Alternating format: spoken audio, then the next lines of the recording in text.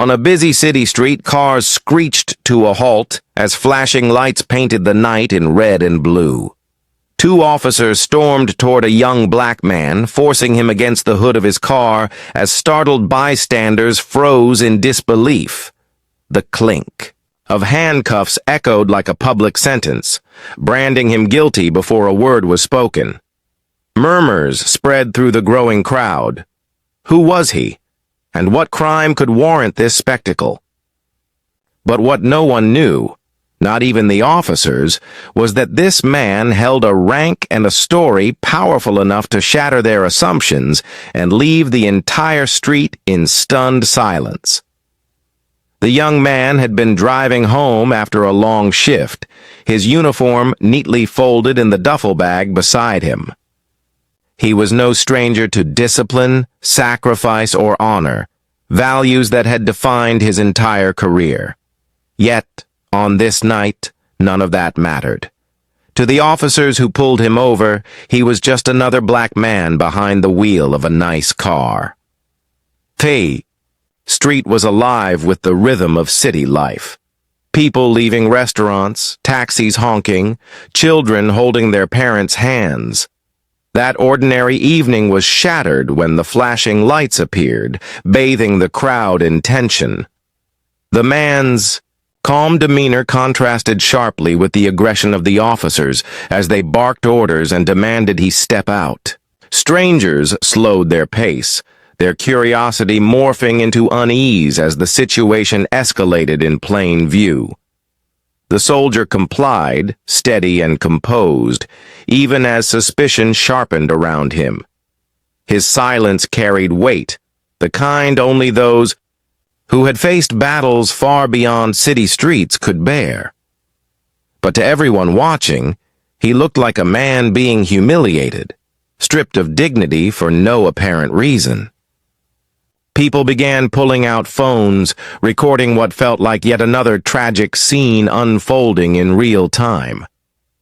What no one could see, not the officers, not the crowd, was the identity hidden in that bag, and the extraordinary rank attached to his name. A truth so powerful it would soon flip the entire narrative, transforming disbelief into outrage and outrage into stunned respect. The officers pressed him harder against the hood of his car, their hands rough, their voices sharp. One searched his pockets while the other demanded to know why he was in the neighborhood, as if existing on that street was justification enough for suspicion. The crowd grew larger, their whispers merging into frustrated murmurs. Phones lifted. Higher. Some shook their heads, others clenched their jaws, but no one dared intervene. Not yet. The soldier's calm never broke. His eyes, steady and unflinching, carried a weight that unsettled even a few onlookers. He had faced hostile checkpoints in foreign lands, navigated terrains where every step could be his last. Compared to that, these flashing lights and shouts were a different kind of battlefield, one that cut deeper because it was happening in his own country, on his own soil. The officers accused him of resisting, tightening the cuffs as if force alone could mask the lack of reason. A mother clutched her child closer, whispering that it wasn't safe to watch, while a group of young men muttered that this looked all too familiar. The tension thickened, the atmosphere charged with a silent question. How far would this go?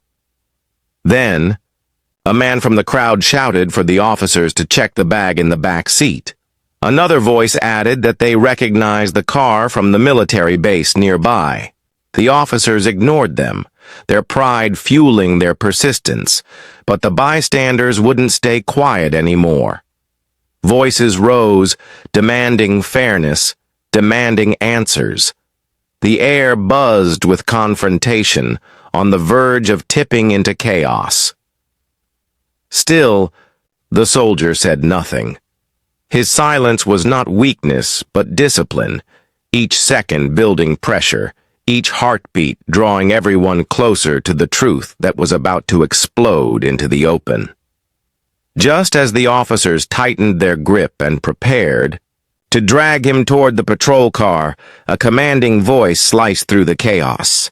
The crowd parted as another vehicle pulled up, and a man in uniform stepped out, his presence radiating authority. He demanded to know what was happening, and the crowd erupted, shouting that the young man had done nothing. One of the officers scoffed, dismissing the interruptions. Still, when the superior officer's eyes landed on the handcuffed man, his entire expression changed. His posture stiffened, his jaw clenched, and a sudden hush fell over the street. Slowly he addressed the officers, his words sharp enough to cut through the tension. "Do you even know who you just put in cuffs?" The soldier finally raised his head, his calm gaze locking with his superiors. Murmurs rippled through the crowd as the truth began to unfold. This wasn't some anonymous man. This was a decorated officer, a soldier who had earned one of the highest ranks in service. A leader, a protector, a man who had commanded respect on foreign battlefields, now humiliated on the streets of his own home. The superior stepped forward, furious, ordering the cuffs removed immediately. The officers fumbled, their confidence unraveling as the crowd erupted in outrage. Gasps, shouts, and chants filled the night air as phones captured every second of their humiliation. The balance of power shifted in an instant. What was once blind authority now looked like abuse, and the world watching through screens would see it for exactly what it was. The soldier remained still, composed, but his silence now carried an undeniable weight, a quiet reminder that dignity does not need to be shouted to be heard. The handcuffs clattered to the ground, but the damage was already done. The crowd's anger surged, their voices rising in a wave of indignation that no badge could silence. Mothers, fathers, young men, and elders shouted that this was proof that prejudice could blind authority, proof that even heroes weren't safe from suspicion. The superior officer confronted his subordinates, his tone scathing, demanding accountability. He reminded them, and everyone watching, that the man they had humiliated wasn't just a soldier, but a decorated leader who had risked his life countless times to protect the very freedoms the officers claimed to uphold. The weight of those words settled heavily over the street, and for a moment, silence replaced chaos. The soldier adjusted his uniform jacket, retrieved it from his bag, and slipped it on in full view of the crowd. The sight was electrifying, the medals gleaming under streetlights, the insignia of his rank undeniable. Phones captured the transformation. The man they had seen humiliated now stood as a symbol of honor, resilience, and strength. The same. People who moments earlier pitied him now looked on with awe. But beneath the respect was an ache, a reminder that status had been his shield, not his skin. If not for his rank, if not for the intervention, the night could have ended very differently. The crowd knew it, the officers knew it, and so did he. As the people dispersed, their conversations carried the weight of a bigger truth. How many others had faced similar treatment without an audience? How many stories never ended with vindication, but with silence?